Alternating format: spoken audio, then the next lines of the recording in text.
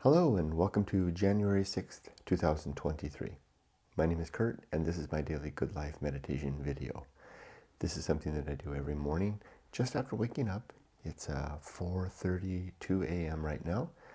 I do this in order to remember my life objectives and principles and to see how I did with these yesterday, namely with the challenges and opportunities I encountered, and to plan for the coming day. Let's begin. First, last night and yesterday. Pretty good night's sleep, usual, up around half an hour to an hour before the alarm went off, but not worrying, just laying there with idle thoughts. I seem to be better able now to not let my bad thoughts ambush me. And by bad thoughts, I mean worry. As recently as 2 weeks ago, so basically finishing off 2022, I would be going into the deep morning hours, waking up, worrying about the day's problems to come, meetings, issues, agendas to write, all the stuff, important emails that have to get out. Like this morning, as soon as I get done this morning, as soon as I start work this morning, I have a really important email to write. I would have been worrying about the composition of that email, the timing, the reaction of the people that will receive it.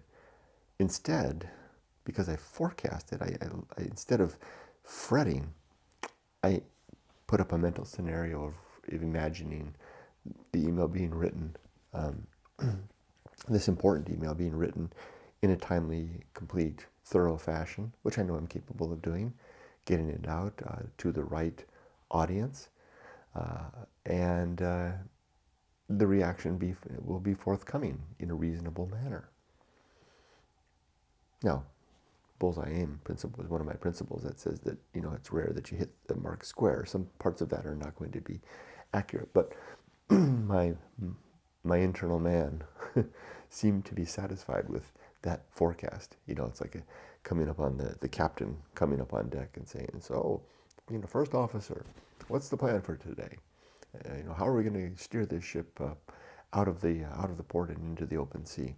Well, without having the pilot actually laying that out, we're left to imagine all the worst, right? We're going to back the ship out and bang into the wharf, or hit another ship, or get the propellers spinning too quickly and create a wake that's not allowed and invoke a fine, or we're going to have obstacles with other ships in the harbor as we move out, etc., etc. We swells as we go out, get on the wrong course. That's what the mind does. It just frets about all this stuff. But instead now, as soon as the issue comes up, I imagine the pilot, stepping briskly to the captain and saying, "Sir, well, we have the engine room manned and ready to go. The people are up here on the deck ready to man the controls, and I've got the plan charted out. I've done this dozens of, hundreds of times. I'm a pilot after all in this harbor. The pilot retrieval crew will be meeting us a mile out to sea after we clear all the inherent obstacles. I will be taking us back at X number of knots, or whatever, how nautical terms they use, backing us, turning us about. We have plenty of room. This harbor here is rated, this portion of the harbor is rated for ships of XL size, and we are simply a large size. We can handle this no problem with room to spare. You need not worry. We'll then be proceeding now, navigating 3 points of turn as we proceed before heading into open sea. Rendezvousing with the pilot ship. I will disembark at that point and hand operations over to your first officer." Now the captain, the little guy inside me that worries, has got nothing left to do at that point, right? I mean, even if a lot of that is made up, it's made up based on experience, right? So I mean, I've done emails, hundreds of thousands of hundreds, if not thousands of, certainly thousands, if not hundreds of thousands of emails, and I've done many hundreds, if not dozens, if not hundreds of critical emails like I need to write this morning. I know how to do this.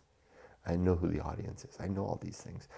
The particulars are not important. It's the essential points of operation that are the key elements. And when I wake up at, an hour before the alarm at 3 o'clock in the morning, and my mind says, what about that email? And I say, well, Hall, stop fretting about it. Here's what we're going to do. We're going to sit down at the computer. We're going to take a look at the notes from yesterday's meeting where this action item came out. I'll note out the things that need to be done. I'll compose a draft of the email. I'll then have a meeting with the supervisor in charge of this element. We'll go over it together, review. Then we'll compose the email. We'll put the email contents into the message together. We'll note who needs to be the primary recipient of this email. Who else needs to be in the to line? Who needs to be in the CC line? And then we'll send it. And then we'll wait for a response. That's no different than the pilot telling the captain how the ship's going to leave the harbor. Then my mind doesn't worry. And it's the funniest thing because I literally stop worrying, and instead, but it doesn't. I still stay awake, but I just sit there and listen to what I do now, and this is ever so pleasant.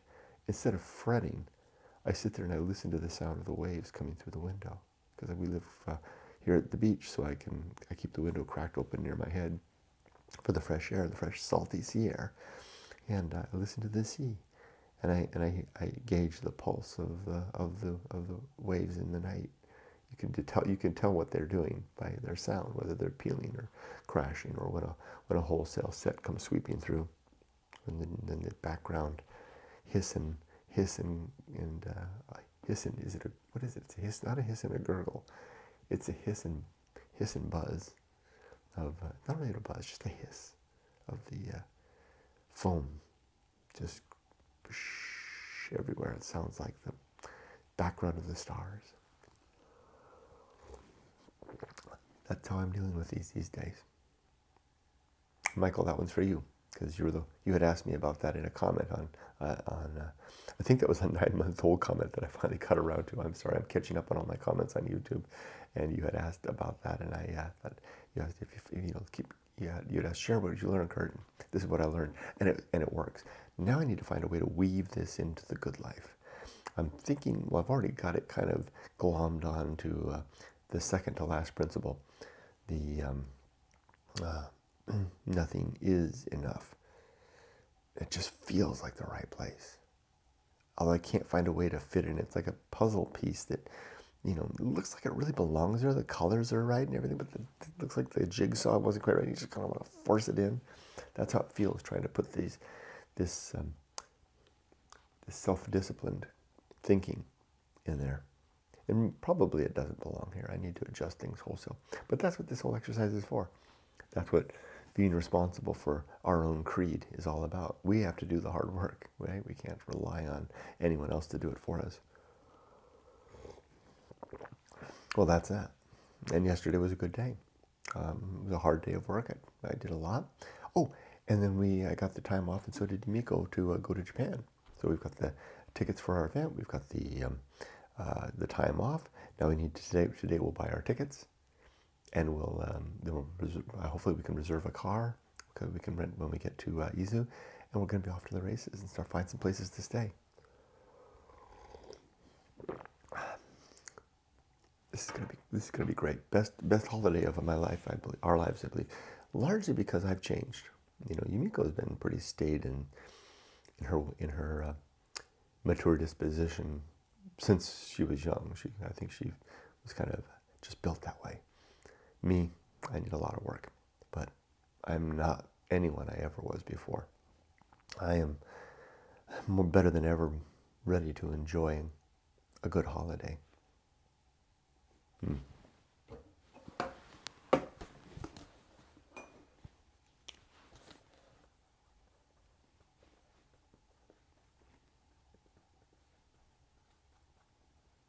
know what? Maybe not that. Maybe that did.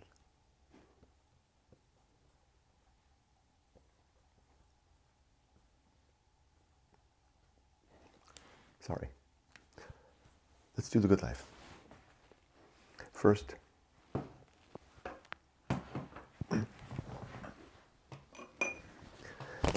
my 7 objectives. These are the things that I'm striving for. And then the outcome I want to achieve. And then after that, my 33 principles. The first objective is to be always ready to die, to have my life settled in terms of the important things, my affairs in order, and my relationships solid and sound, and my life's work in a good state to leave off. I think it is, all three of those. My second objective is to make good and effective use of my time, to not let my days slip through my fingers like sand,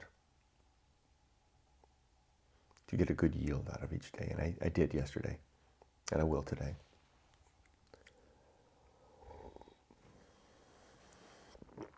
Number 3 is to develop and maintain good and sound life principles. That's what I'm doing right now as I do this good life meditation. This creed is my life operating system, my human operating system, and I work on it every day. Next is to cultivate good emotional reactions, just to react well to the days, the nights, the challenges and the opportunities, to not let my emotions get the best of me. Next is to perform good actions, just to do good things throughout the day. And then to recognize my true limits and my true opportunities so that I'm keeping within the bounds of my reach.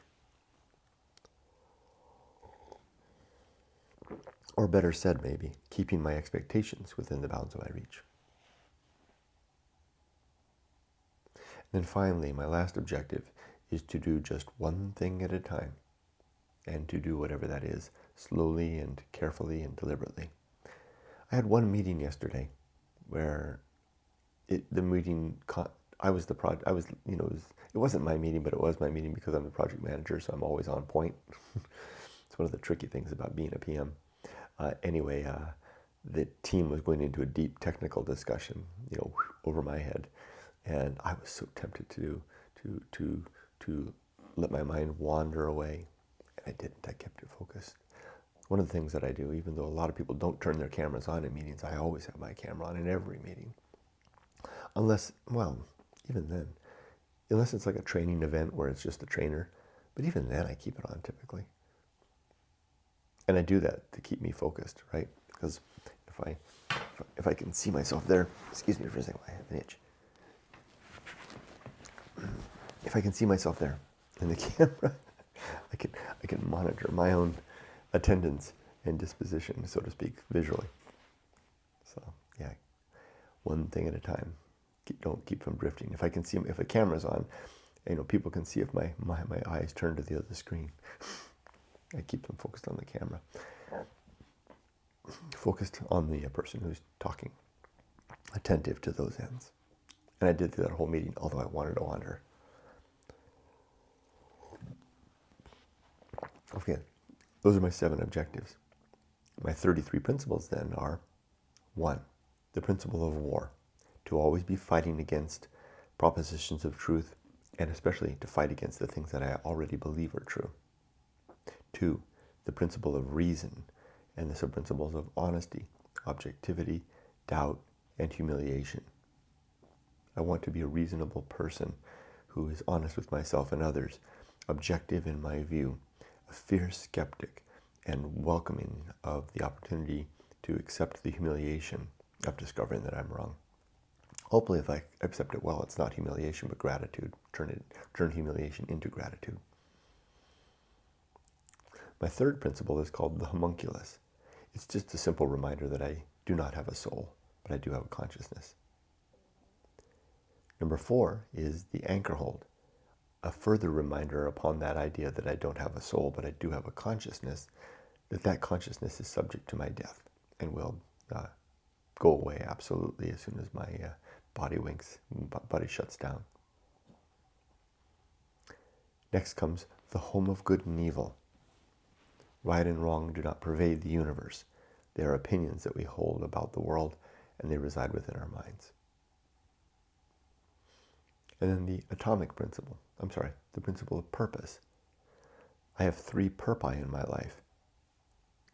my home, my wife and my daughter, taking care of them, and especially raising our daughter, with cooperating with my wife to raise our daughter successfully into her own adulthood.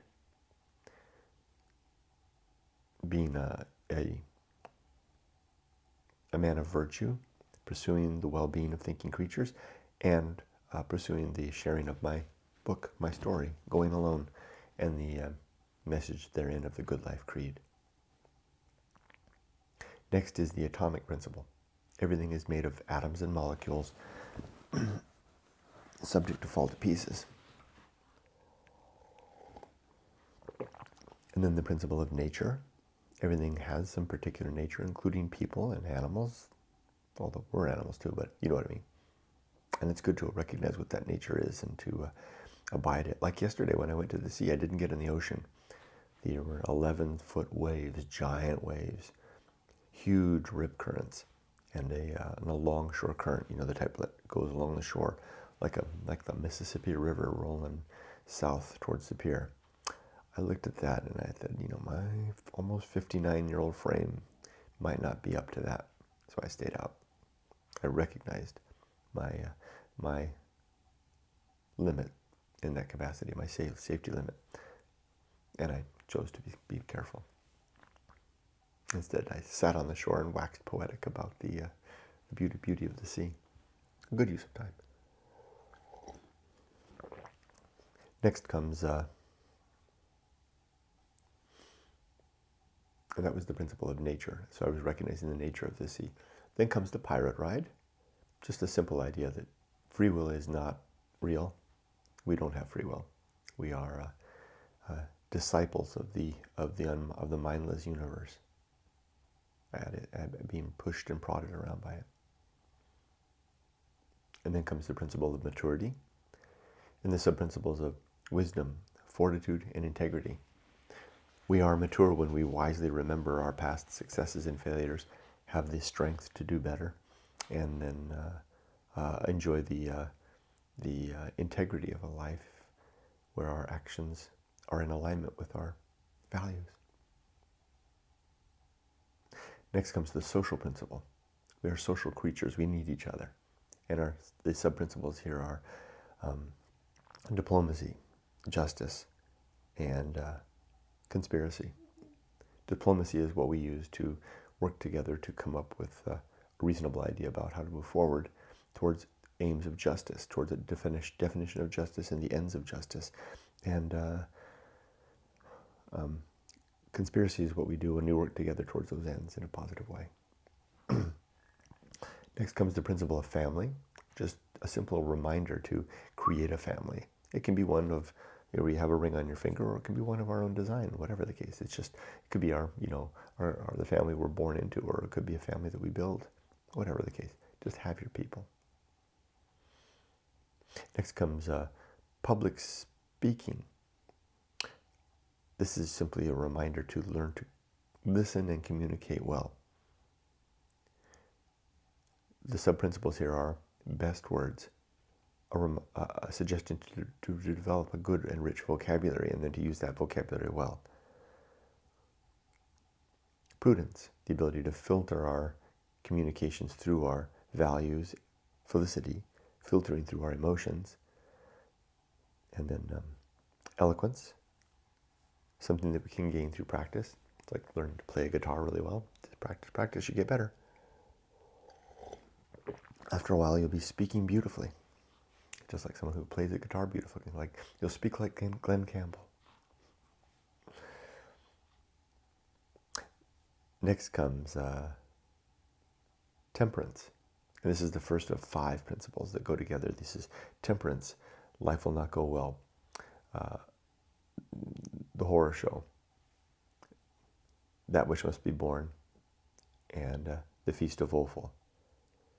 Temperance suggests that we control our consumption of all things. And in so doing, we recognize that we will suffer a little bit as a result, because we deny ourselves what we want. We're suffering in that capacity. That a simple life is a temperate life. And apathy, the ability to, although it really doesn't belong there. How did apathy get back here? Somehow I managed to drop apathy for like the last 2 months. Apathy needs a home.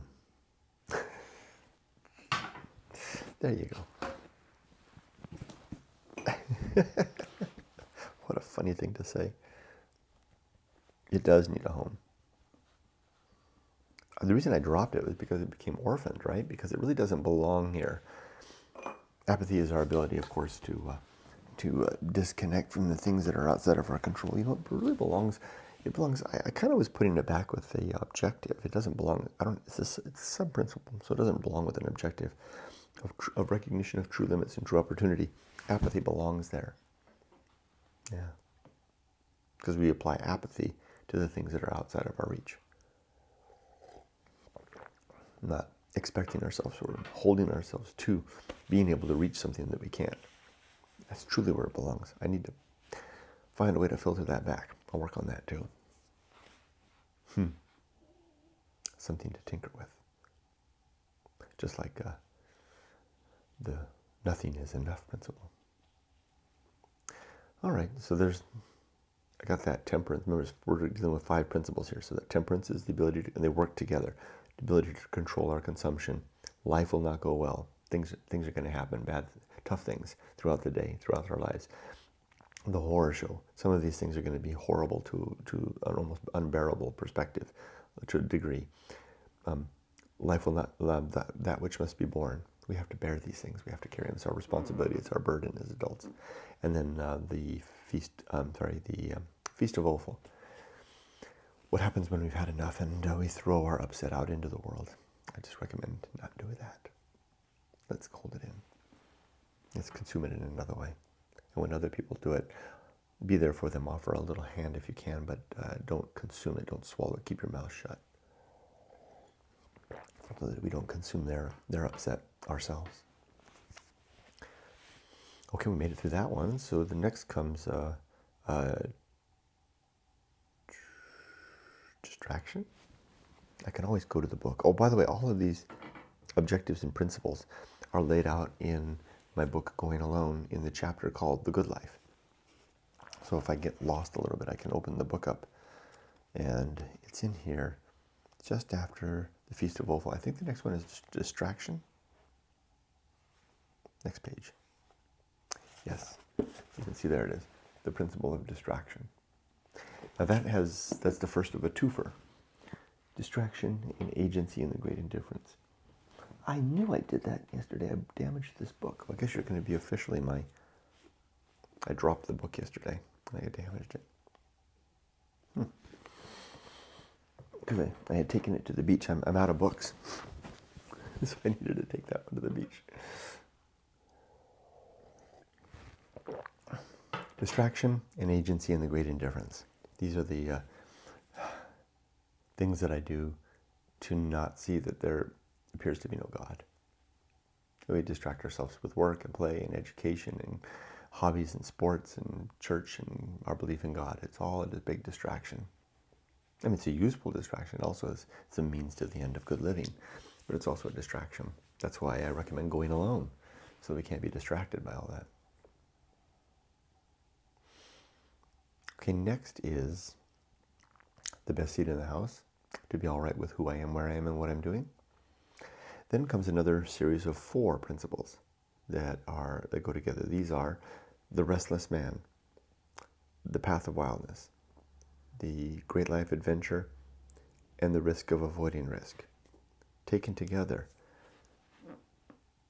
in youth and early adulthood, some of us, I think all of us to a greater or lesser degree, are kind of taken by some desire for an adventure in life. If we do that, we step upon what I call the path of wildness. I'm on it now with my wife because we're getting ready to go back to Japan. The path of wildness is that juncture that we head off into a new world, into a new life. It's hard, it's scary. The great life adventure is the resulting experience that comes of stepping upon the path of wildness and embarking upon that adventure. And we get a story of our own. The risk of avoiding risk is what we have to get through later in life if we felt that desire, but we didn't do it. And then we have to deal with that later in life in the safety and potentially the safety and security of the life that we chose instead over the life of adventure. It's tricky because you don't get second chances. It's also tricky because you can go too far the other way too, right? To focus too much on the life of adventure and not have a very stable and secure elsewhere. Home is what that is. Stable and secure home. It's tough to do both. Okay, next comes the season of sin and damnation. There are 8 sins in my worldview, and these are sins against good living, not against any God, because I don't think there are any gods. These sins are falsity, credulity, faith, superstition, dogma, authority, rumor, and gossip. Engaging in any of these things results in us being either untruthful, believing things too readily, or engaging in the nasty behaviors of spreading rumors and trading in gossip. The damnation is in the here and now, where we have to live damned lives with our damned selves. Okay, next is complete oblivion. Without a soul and with no God in managing the universe, death is permanent and forever. We won't see our loved ones again. We won't have a chance to make up any differences, and there won't be any final justice. So we better attend to these things while we have a chance now. The season of philosophy is the next principle, and that is simply a suggestion that when the words come, write them out. You won't get a second chance at good writing, good words, good philosophy. And typically that comes at some point in our life, if we've lived a life where we've embarked upon the path of wildness at least a few times.